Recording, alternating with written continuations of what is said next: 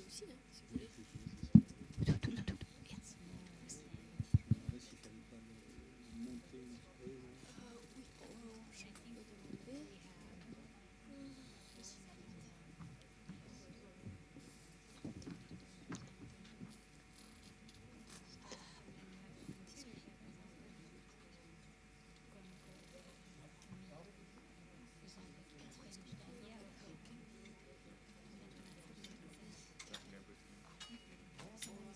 Someone is asking to adjust the.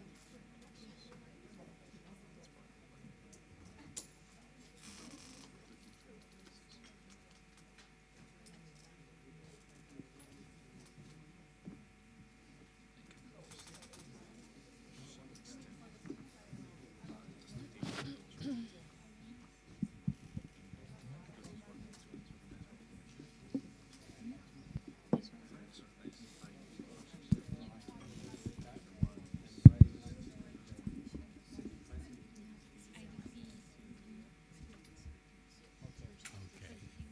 Thank you. No, yes. Yeah. 1, 2, 3, 4, 5 test.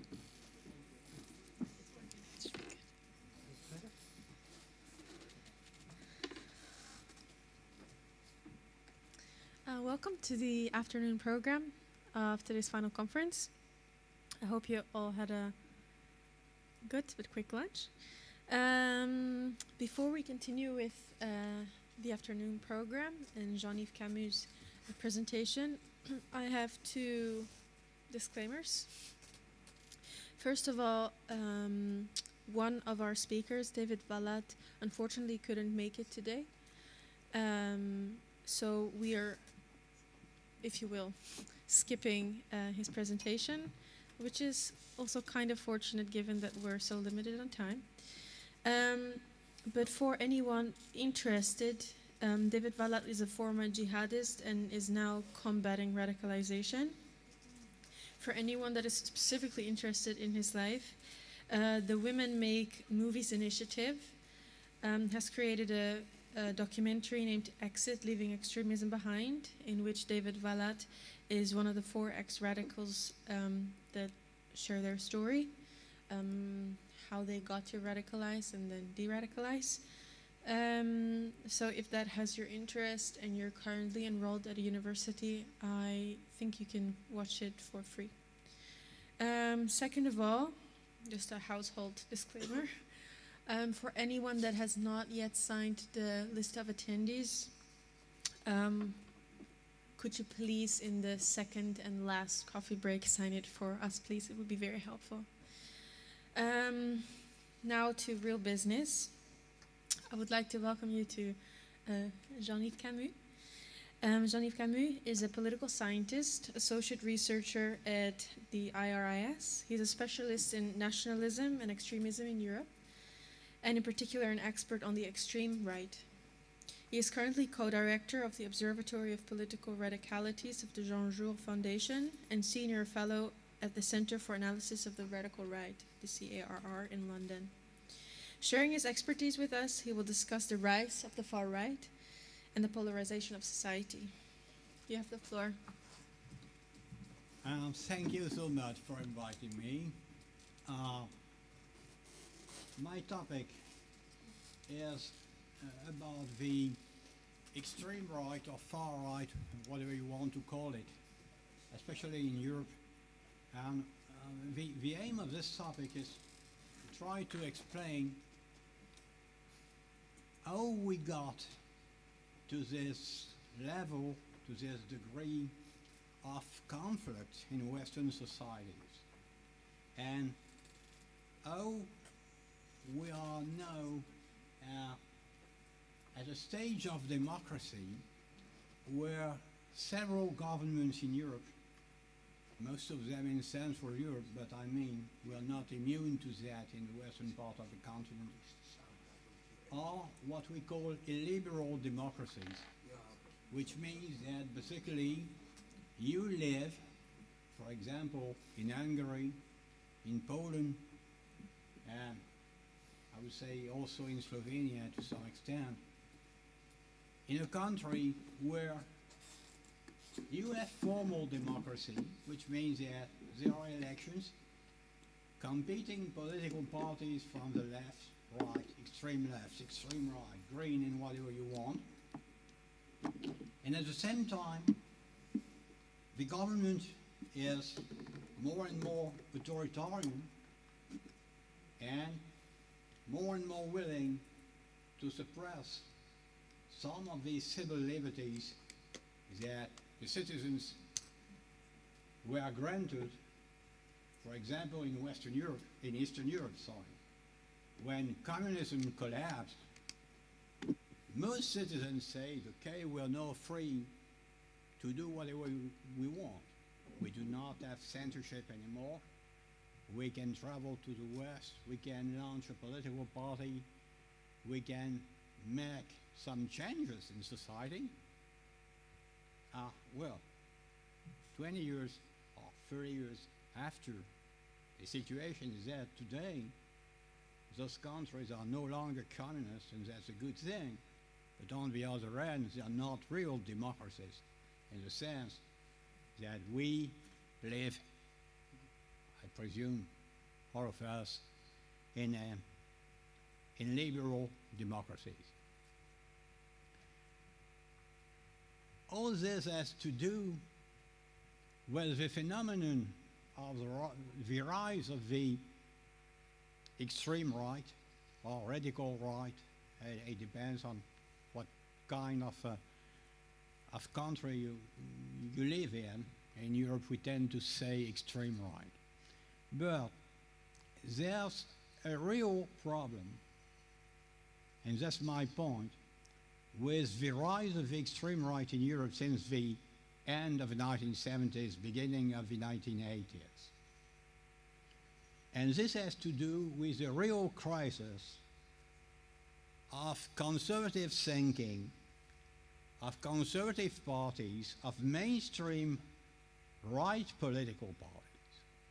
I do not want to say that the left does not have ideological problems and failures, but one of the major problems I see in Europe today is that the mainstream conservative parties, those who were, I would say, conservative when it came to moral topics, moral issues related to gender, issues related to citizenship and so on, have been, I would say, attracted to more and more extreme programs and ideas because on their right there are political parties that are even more extreme. I come from Paris, and as you probably know, we are now at the beginning of a political campaign, of an electoral campaign for the presidency. We will elect our next president in April 2022.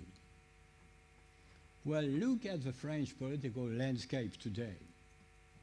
You have the left, which is trying to, I would say, re-establish itself along social democratic lines.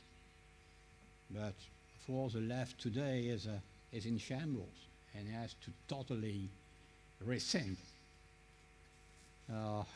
its project. And you have the center-right, which is embodied by the present government and the present head of state. And you have a conservative right, which claims to be right of center, moderate conservative. But there's so much pressure coming from Marine Le Pen and the National Rally on the one side, and from Éric Zemmour, this writer and journalist who claims to be a contender for the presidency, along a program of identity, no to immigration, no to Islam, that more and more people within the Conservative Party are into some kind of a competition. Each and every time Marine Le Pen says something, the Conservatives have to say, well, we do not totally agree, but nevertheless, there are some good points in what she's saying. So, what is the reason why since the 1980s, extreme right parties have succeeded in making it to government, or at least in attracting between 15 and 25, 30% of the vote. There's something that's really interesting there. Starting in 1945, with the defeat of the Axis powers and Nazi Germany and fascist Italy and so on, we took for granted that nationalism, fascism, issues related to anti-Semitism, racism, we tended to say, okay, this is behind us. Nazi Germany and its allies have made so horrendous things that we have learned the lesson, and we will no longer allow extreme parties with racist thinking to come into power or even to get a significant share of the public vote. Well, yes, this was certainly something we believed in, but as time went on and as the people who had lived during World War II passed away and the memories of World War II faded away, the lessons of history were obviously not learned. And starting in the 1980s, we had a huge change. And this change is, from 1945 to the 80s, the extreme right did exist. It did exist everywhere. In each and every country, you had small groups, small movements, who said, oh, Nazi Germany was great, or fascism is right. But those were very, very small fringe movements. They had no access to the media, they had no elected officials, they were not represented in parliament, and so they were dismissed as something that was politically not relevant. The big change is that today, such parties have become relevant again. In Central and Eastern Europe, because communism had a consequence. Communism, the communist society, starting in 1945, put such a censorship on public opinion that it claimed to have eradicated fascism, nationalism, racism, and so on. But in fact, the ideas that were present during the 1930s were just buried deep inside societies and deep inside the minds of some people. And when the communist yoke was defeated, all those frustrations, all those conflicts, whether it be ethnic conflicts, border conflicts, minority rights conflict, that existed and had been, I would say, denied by the communist parties, came to the forefront and produced the kind of society you see today, where, for example, in Romania, there is strife between the ethnic Romanian and the ethnic Germans and the ethnic Hungarians, and where Hungary, for example, claims to have some kind of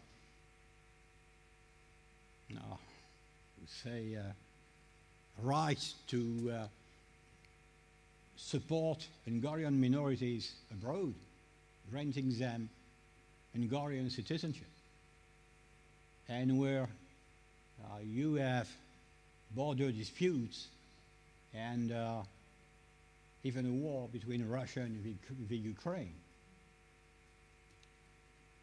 And in Western Europe, it's something quite different, of course. History is not the same.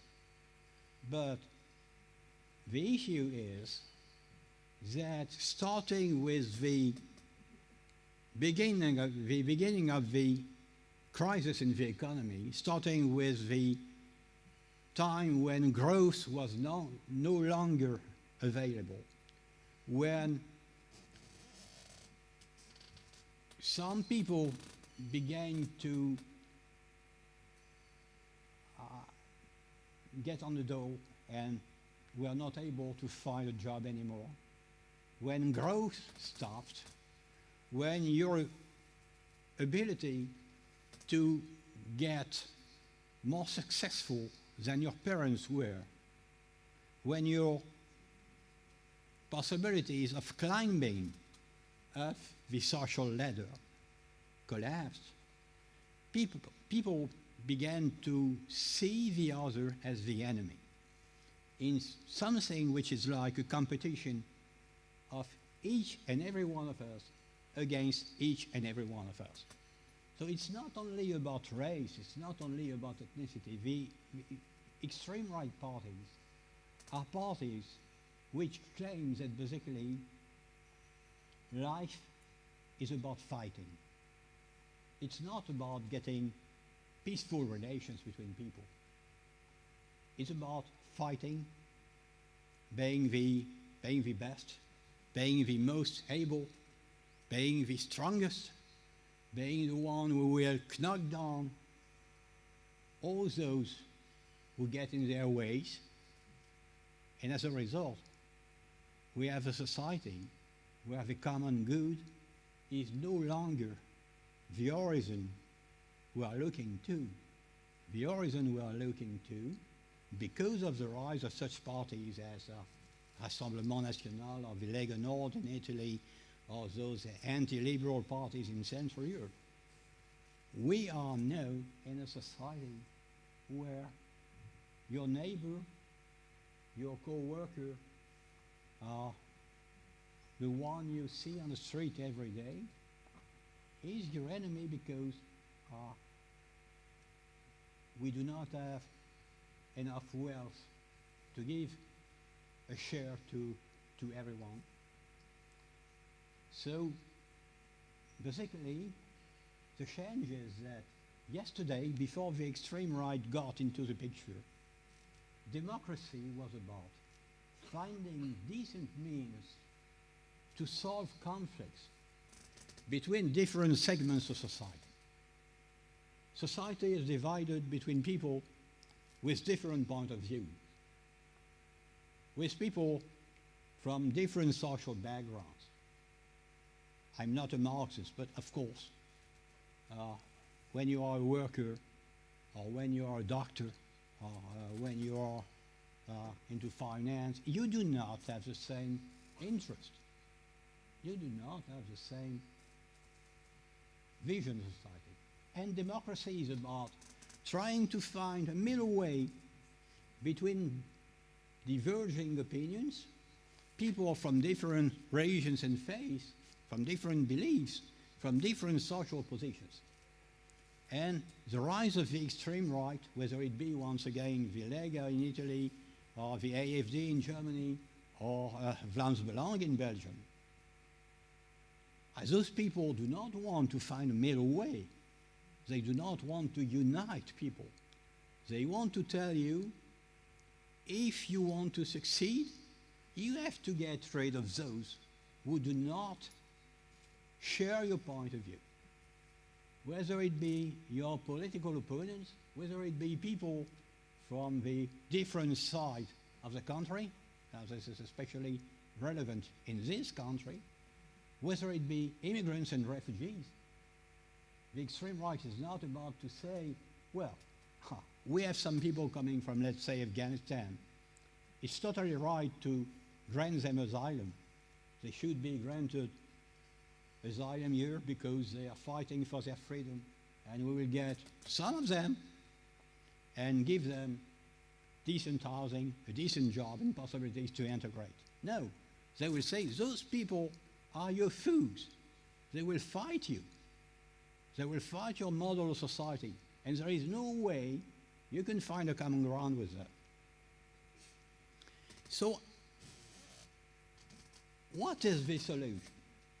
What is the solution to stop this kind of rising of fears, of distrust, of extremist discourse.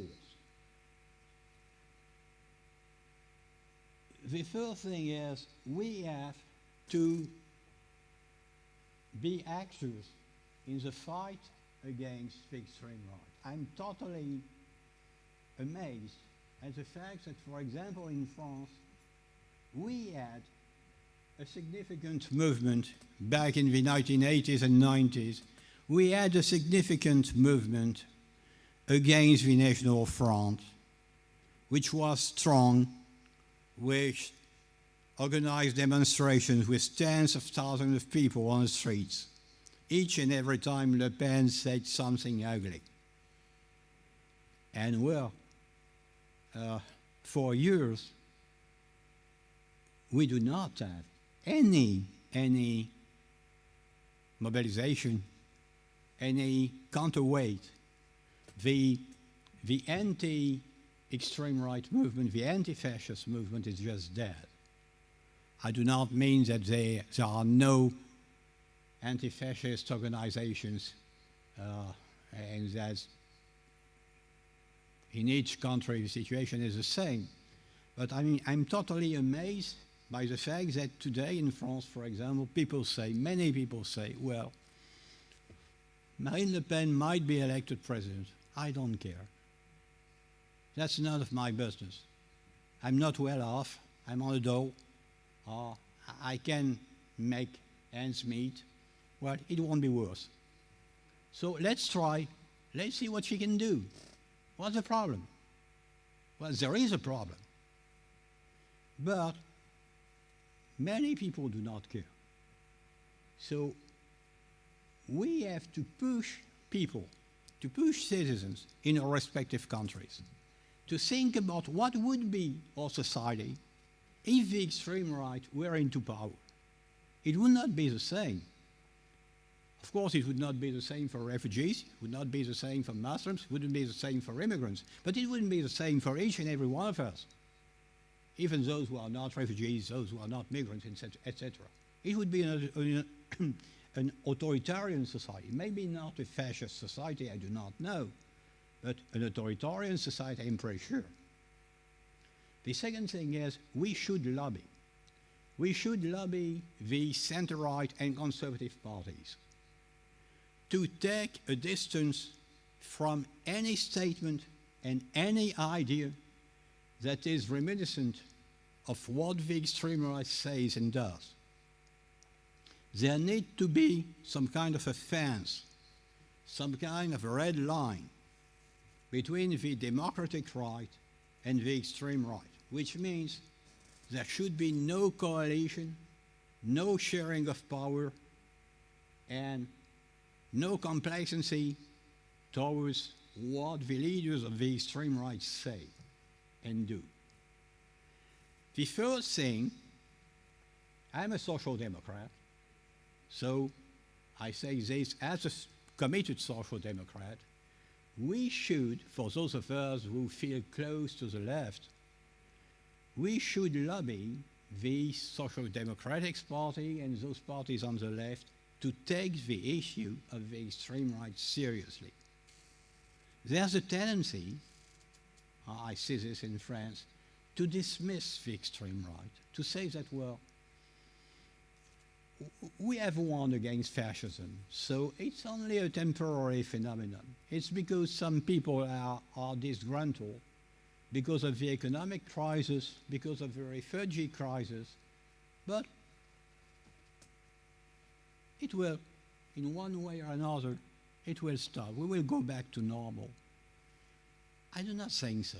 I mean, the left needs to stand loud and clear, needs to speak on those topics, needs to take the extreme right seriously, needs to train those who stand for any position as elected officials to oppose the extreme right, to read what they publish and not to dismiss this as just, I won't say word, but I mean rubbish. It's not rubbish.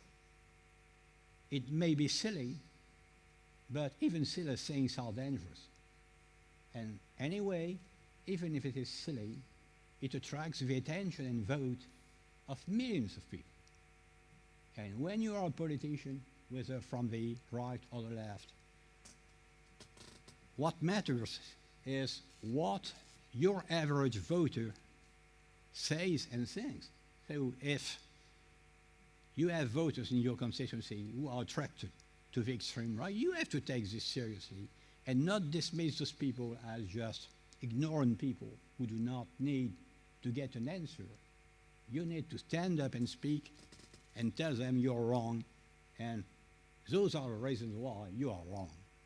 So I do not want to say that, I will finish shortly, I do not want to say that the extreme right will win in the forthcoming years. There's, for example, opinion polls, opinion surveys that show that the AfD in Germany probably will not do so well in the upcoming elections at the end of this month. I just looked on the train at the opinion surveys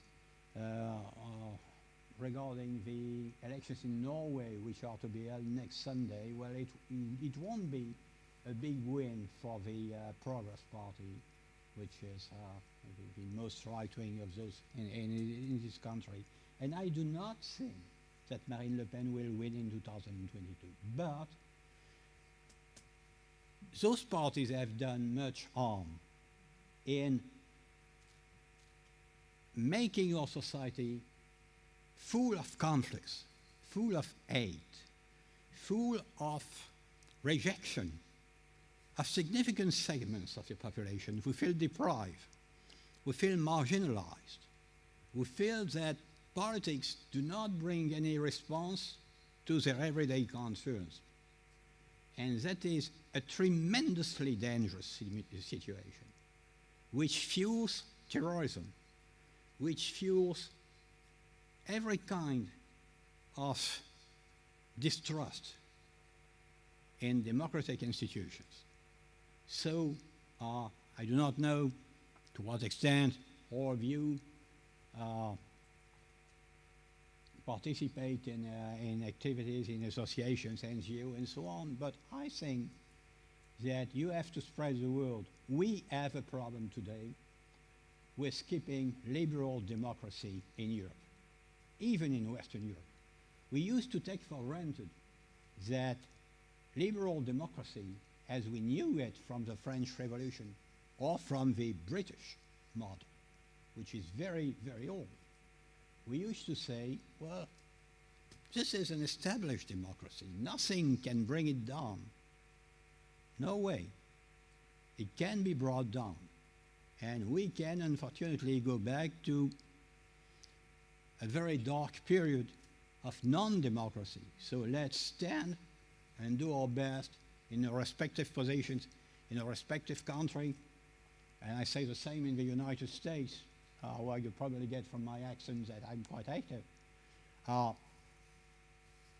We really have to take this seriously, or what we took for granted after 1945 will not be so sure, so certain for the forthcoming generation. So that's all for this talk. I will take questions. I do not know if you will take questions from the floor or if you just stand up and take a mic and... So, if someone has a question? Yeah, it's not working. Yes, it's working. Yes.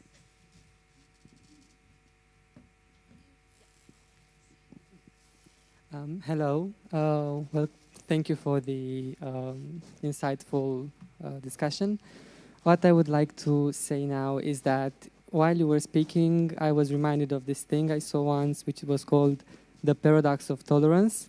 And it states that if a society is tolerant without limit, its ability to be tolerant is eventually seized or destroyed by the intolerant.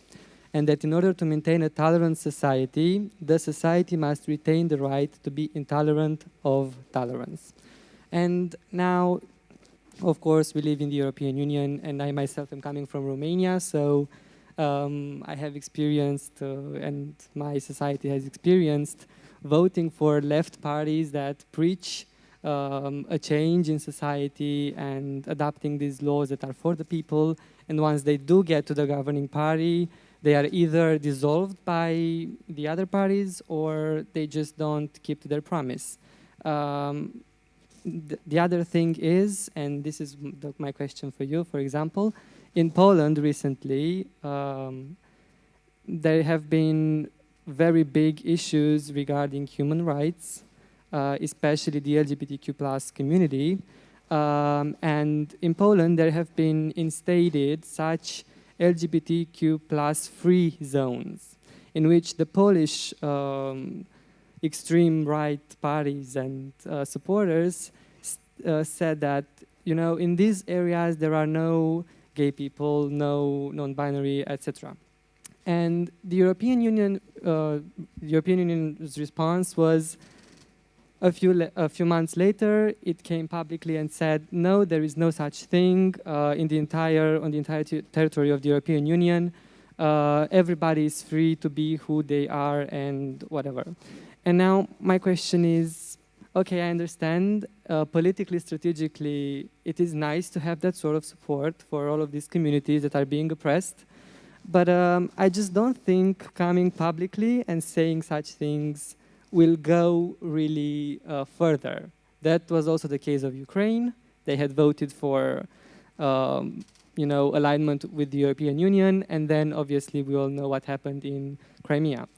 And my question is, what should the European Union be doing, in your opinion, or how can the European Union get more involved directly in those countries to prevent such crimes against humanity, basically, because they are going in that direction, to be happening? So what can the European Union do at this moment?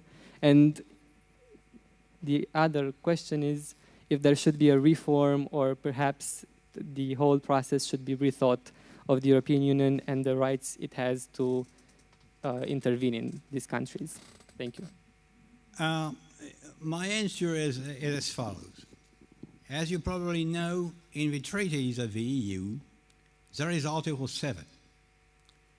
Article 7 enables the Commission to put a specific country under some kind of a monitoring system when fundamental rights are attacked or one of the pillars of the EU is attacked.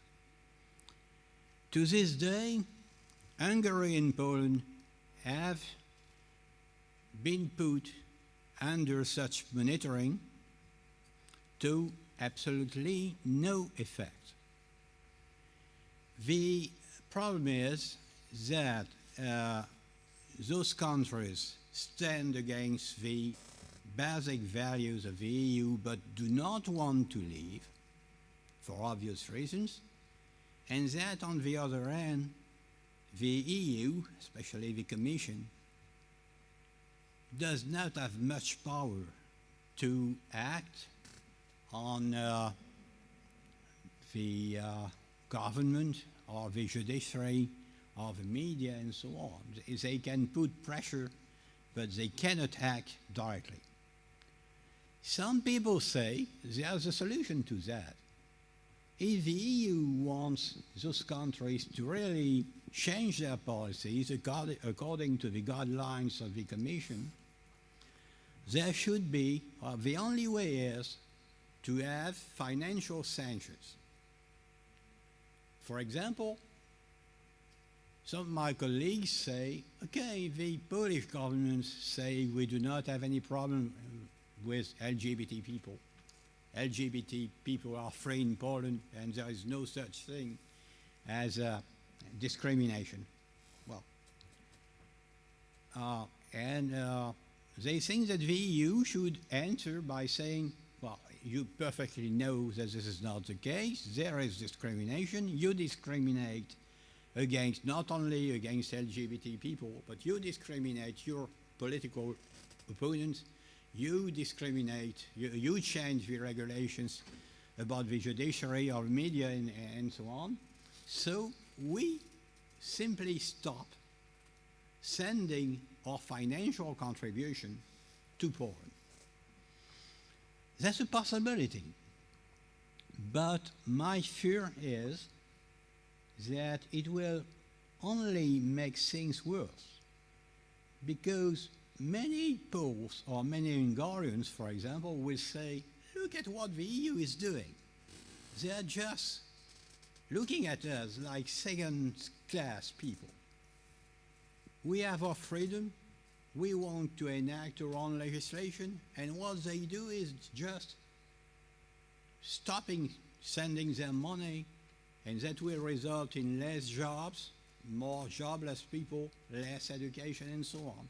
So that's a very difficult decision to make.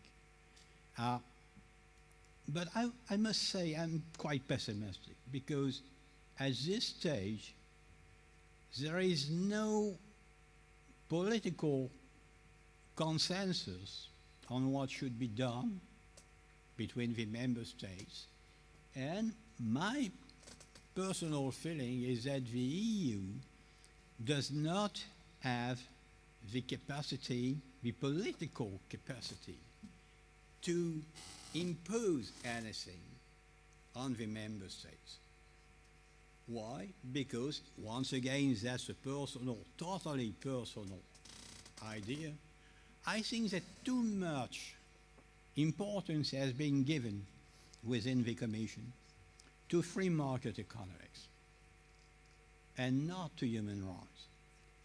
If Europe is if the EU is seen primarily, if not exclusively, as some kind of a region, an area where finance can flow freely and goods can travel free of tax and people can establish themselves where they want to, that's pretty nice, but I mean that doesn't change anything to the life of the average citizen. Europe is basically a free market space, but politically, and even in foreign relations, and even with even with regard to the defense policy, Europe is a non-power. It's a non-existent power. So I believe in pressure from public opinion. I believe in helping the NGOs in those countries which fight a very difficult fight against governments which basically have cut all kind of financing from the outside. I think we should give grassroots support to those NGOs and to their members, but I do not see any political solution coming from the EU in the foreseeable future. Thank you. One more question and then we will have to go on. So sorry. I wrote down 2 questions, but okay, I will just try one. First of all, thank you. And I am a liberal right person, so I am not social democrat. It's actually one question, but in a whole. It's about the right extremist parties rely on the concept of freedom of speech.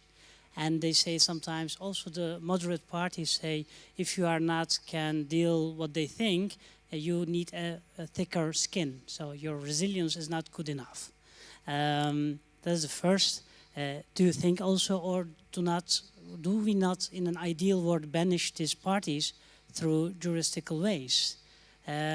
Because let us be brief, if these parties were against anti-Semitism in Netherlands or anti-LGBTE community, these were banished in 2 days, maybe in 1 week. But when it's not against these parties, against these things, the resilience be asked, and also the freedom of speech. So the inequality about the collective to be against this kind of right-wing parties, do you think is there an inequality in that as collective West Europeans? And in an ideal world, why do we not banish them through the radical way? The freedom of speech, it never ends. That's the problem, actually. Yeah. When it comes to freedom of speech, I'm pretty much of a liberal myself, which means that I basically do not believe that banning a party will succeed, unless, of course, this party advocates using violence, terrorism, or taking over through violent means. I've always said, you know, in France, we from time to time, we banish this or that group from the extreme right. This has never been a successful policy. Most of the groups which were banned just pop up 1 or 2 years later using another name, sometimes with the same people, sometimes with other people, but with the same ideas. So banning a party is something that is not very efficient. In some countries, for example in Germany, you have bans on extreme parties, not only on extreme right parties for that, but you also have a system of monitoring all extremist parties from the left, right, or any kind of extremist ideology, which puts some kind of pressure on those parties because they know that there is a limit they cannot cross unless they get banned. So the German system is quite interesting because extremists know that they are allowed to operate to a certain extent, but that there are limits they cannot cross. Otherwise, repression comes very harshly, very swiftly, and the German way of dealing with extremism is, I think, quite efficient.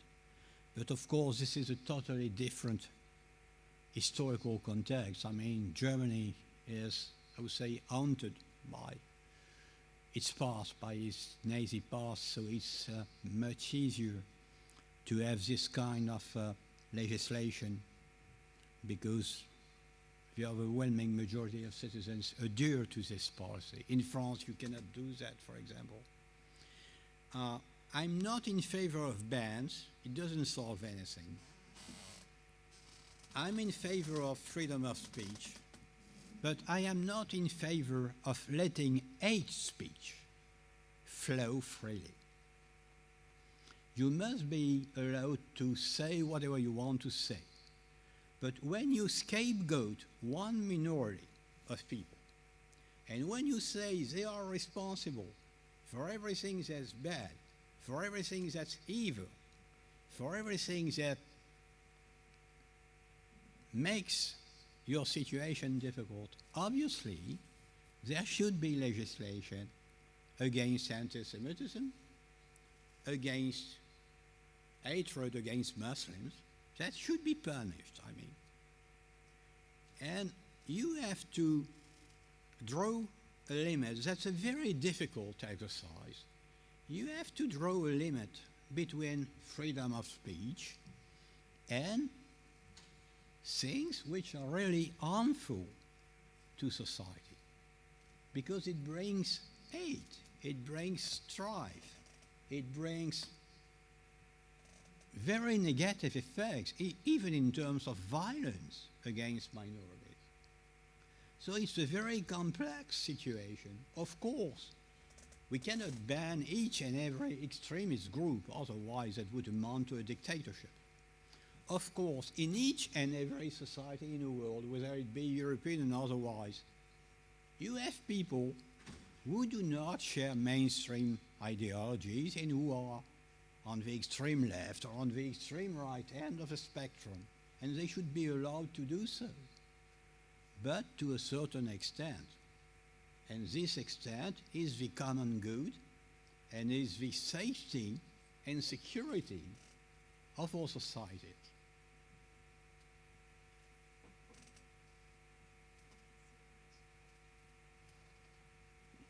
Thank you so much. I think everyone is so interested in what you're saying. It's just we are so behind the schedule again, so we will have to stop here. But thank you so much. Personally, I found it You're really, welcome. really interesting. Thank you. Thank you.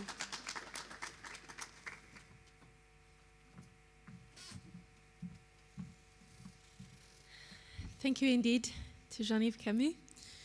I think this woke up a lot of perhaps our interests, passions, and maybe even a little bit fears or anxieties about what our future is going to look like.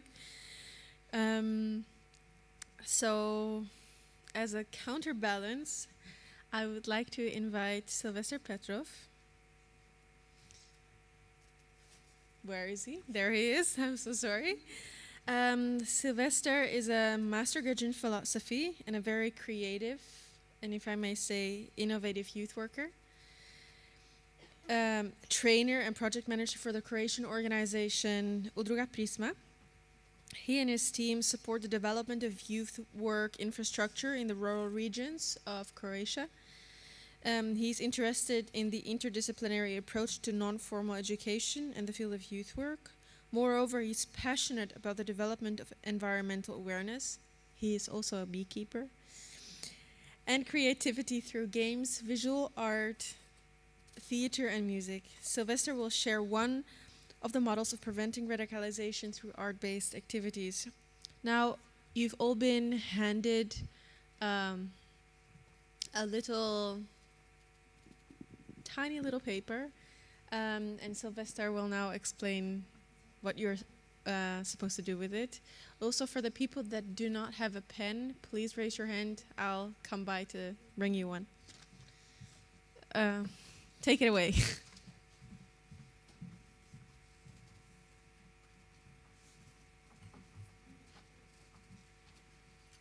Okay, greetings. Thank you for the great introduction. I didn't know that I do all of these things. You have a small piece of paper. I will kindly ask you that you write your name and surname on it, somewhere on top, on the side with small letters. We will play a very small, simple game. You will give a hand, the small piece of paper, to one person next to you. And this person will have 15 seconds to draw a piece of portrait of you. I will tell you which part of your face and head. So if you wrote down the names, just hand a piece of paper to the next person, to you, and exchange papers, and I'll tell you what to draw, and you have like 15 seconds to do so. Okay, I'll say start, so it just everyone has the equal time. Yeah, just pass to another person. Yeah. Maybe it will require some moving, so you're free to move around.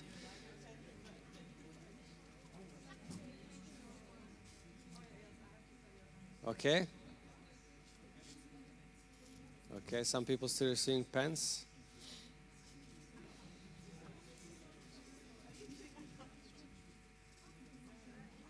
Yeah, I'll repeat once again. So you write down your name and surname on the piece of paper, and then give this piece of paper to a person next to you. And then, if you have a pen, it will be great. If not, try to imagine on the paper. Then each of you should draw shape of the face with ears of the person whose name's on it on the paper. Shape of the face and the ears. So just the shape and the ears of the person whose the paper is. Okay? 10-ish seconds. You may start now.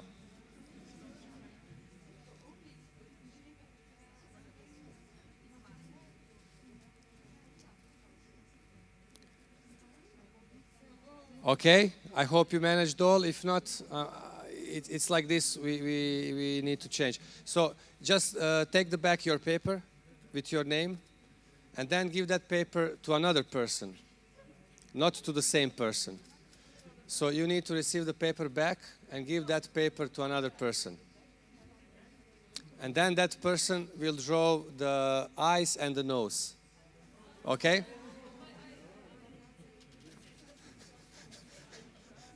If somebody already did eyes and nose, maybe this second person can give small details, fine details which are missing and add to it.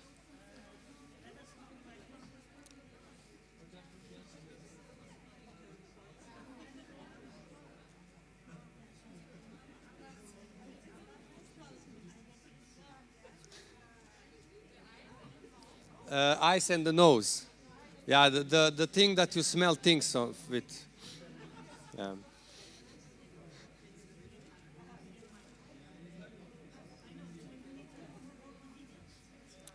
Yeah. Okay?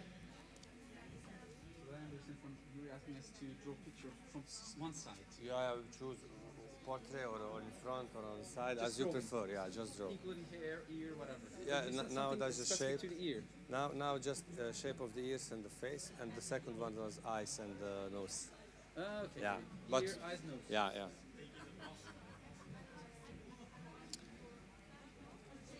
Okay. So, so take the paper back with your name and surname. Okay, everybody have it? No cheating, take the paper back. Then give, for the third time, give the paper to another person, and then this person should draw the down part of the face. So mouth, smile, if you have beard, all this. If you have mask, you draw the mask. It's the reality we live. You look like this, so you should. Okay, the third time, now part of the face with the mouth, maybe someone has beard, and so on.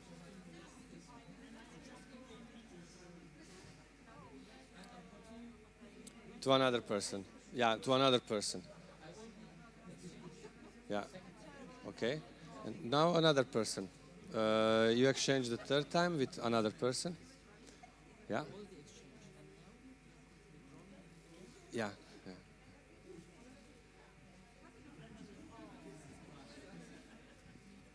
Okay. And now, just for the last time, exchange again, but you should draw a leg of the person. A leg. That is connected with the body. That is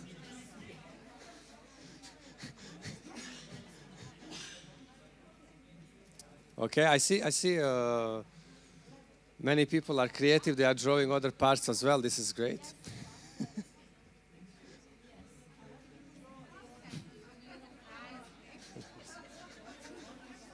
Okay.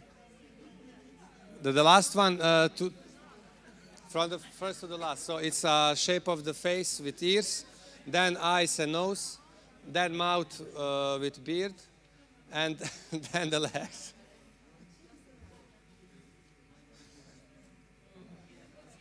Okay. So get your paper back. And I congratulate you because now you have a passport and an ID card to move around Europe.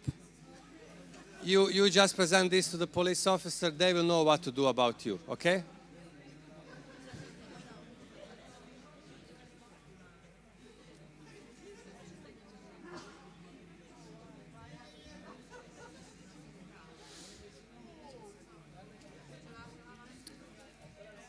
Okay?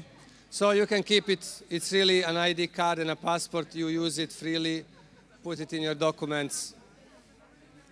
Yes, as well, it's Visa card for America. I spoke with Trump, everything is done. Okay. So this is one of the things we do with young people, and this is one of the things we believe that are really important for working with young people in rural regions, where there is a lack of opportunities, and lack of cultural and social activities for young people. In this way, through creative and artistic activities, we try to approach to give new meaning to youngsters from rural regions from Croatia, but as well we work with youngsters from urban regions in Croatia. So this is just a small exercise which we usually do to break up the ice, that young people meet each other and in a fun way explore their identity.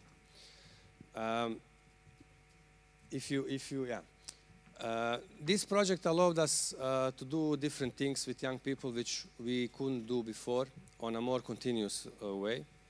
But just to give you a small and brief contextualization, we are the youth organization who are working in the rural mountain region of Croatia, in Gračac, which is the most undeveloped part of Croatia, with the highest geographical region in our county, where there is lack of job opportunities, lack of school opportunities, educational opportunities, and cultural and social activities for youngsters. So it's on the left side, you could see really nice mountain region, beautiful environment, really clean because nobody is there. And then you see the effect of war that happened in 1991. And this is the street next to the park where usually kids play. And it's like this since the war. So nothing changed, 26 years already. Is it? More, 30. I'm bad in math, sorry. That's why we decided 5 years ago to establish the organization who will work to promote development of human potential and creativity and try to reach youngsters who are living in rural and give them some kind of activities and opportunities to develop creativity. Because as we in our organization believe that creativity is the first step for development of human potential. To be able to open yourself, to be able to understand others, and to develop critical thinking. In this way, if you have these three cornerstones as a base of creativity, then you are able to understand other cultures, work with different people from different cultural and social backgrounds. We do different things, but are all around youth. We advocate policies on national and local level for development of youth work, and we work directly with youngsters, different activities. We opened a youth club, which is a space for young people for the first time who can use the space as they want, whenever they want. There is nobody monitoring them there, so they can express them freely in this space. It's like a safe zone for young people in city of, it's a village of Gračac. And then in this youth club, we did activities through this project. We did 24 artistic workshops on visual art topics. Youngsters were able to explore different visual art techniques, such as land art, sculpturing, painting, drawing, collage, assemblage, many different things. And by doing so, we were able to reach and to open a bit heavier topics for these young people. That they think and rethink what does peace means, what does solidarity means, what is community, are they okay living in their own community, and what they would like to change, and what would make them, what will give them opportunity or make them or push them in a way that they can do and help community to grow. But as well to help community to be more open-minded, to be more creative, and to be developing on local resources. So we did 24 different artistic workshops, plus we additionally did 6 workshops in city of Zadar, because when youngsters from Zadar saw that we are doing things in Gračac, some of them were coming in Gračac sometimes, which made it kind of a social inclusion of these youngsters from Gračac, and meeting youngsters from Zadar. So we enabled this like a social exchange. So we decided to do 6 workshops in Zadar, additional workshops. And we did with Barbara Ivković-Cikac and Boris Cikac, which are young artists. Barbara is as well now on a master degree for art therapy. And Boris is a sculptor. Not that we only work with young people, but we try to be a platform for young people that they can do activities for other young people. So we, in all of our activities, I would say in 95% of all of our activities, young people are doing activities for young people. So we are not, we are trying to have this youth energy and trying to give opportunity for youngsters as well to develop their soft skills by presenting and giving workshops, lectures, and so on, which we did this as well through this project. These are some photos of the workshops we did. So we did in youth club, in closed space, in open space, in public park, to try to get some buzz around this workshop so people see and they can join, and as well in this way we were inviting other young people to join us on next workshops. So these are some results. One graffiti workshop outside of the space, but don't say to the mayor. This is our land art. I think they didn't cut the grass well because they left some pieces around. It took them like, I think, 8 or 9 hours. As well, we did, this was part of the Youth Creative Community sessions, and during the Cine Community sessions, we did 8 cinema sessions, which for 4 were in Youth Club in Gračac, and 4 were online because of, we all know why. And my colleague Carlo and Michel, who are present there at the back, they did this part of the work. They have a background of studying religion, science, philosophy, and peaceful, what was, Michel? Your background. You will know because he's a part of panel, so he has a brief. Anyway, we presented 8 movies. Through these sessions, we had discussions with youngsters from Gračac, and then later from other parts of Croatia. Some of the movies were a bit heavy with the topics, more for me and for people involved in doing these sessions, less for youngsters, which was a bit shocking because they got used to violence through the other action movies. So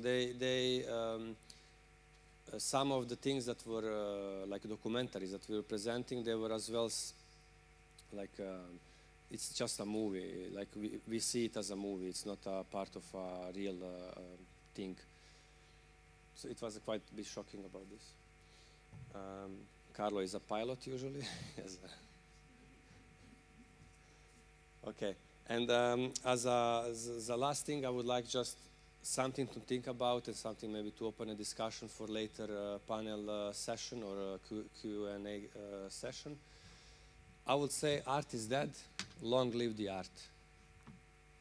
Why I would say that art is dead? Because now we use art as a tool for preventing radicalization, for getting to know each other, for building identity, community. Therefore, art is really dead, because it's just a tool. But long live the art, because without the art as a tool, we wouldn't be able to do so, because all other failed. I believe so that science as well is maybe failing. I believe so that religion sometimes failed in the history. Therefore, we should use art maybe not just as a tool, but as an art to explore, develop our identity, to build communities, and I hope this will open some discussion later. So thank you for your patience. I believe that I'm in time.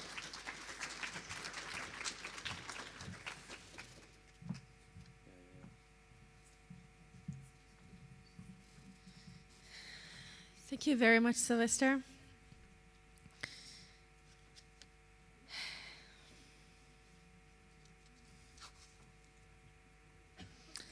So keep hold of your wonderful portraits as we are going to the afternoon workshops. So the following speakers will each give a workshop in which they present some of the findings and again models of 2 years of the community project, which we have used to build resilience, create inclusive language, and stimulate critical thinking. My apologies. Firstly, I would like to introduce you to Raquel Pinto Gomez. She studied psychology at the Universidad Complutense de Madrid, specializing in work and social psychology, and specialized in early childhood education at the Universiteit Bremen. And she's currently working as a researcher at UCLL and is involved in several EU-funded projects, focusing on migration as a project manager. Together with her, I will accompany Raquel in her in our workshop. I'm a master graduate in human rights, migration, integration studies, and I'm currently working as a communication and program manager at the Intercultural Dialogue platform, and I work as an intercultural trainer there as well. In our workshop, we will focus on reflecting on very common used terminology in youth work and the field of radicalisation, and build a common glossary together, or a tiny dictionary, if you will, on inclusive language, which we youth workers, civil society workers, teachers, etc., could use in the work that we do. Our workshop will be in COO3.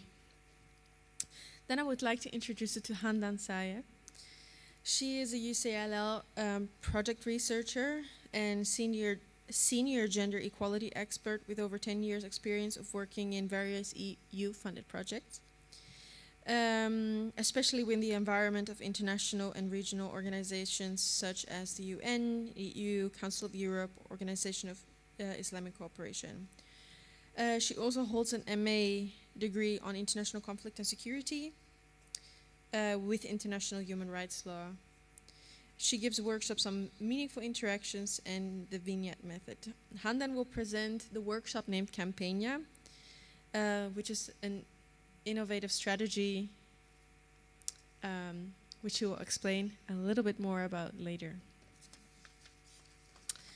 Lastly, but certainly not least, and I would like to present you to Paul Schmulski, if I present that correctly, or actually Pavel.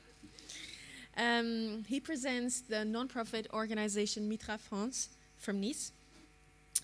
He has been working as a media literacy trainer in Europe and all across the world. He holds a master's degree in culture and communication from the Université de Nice.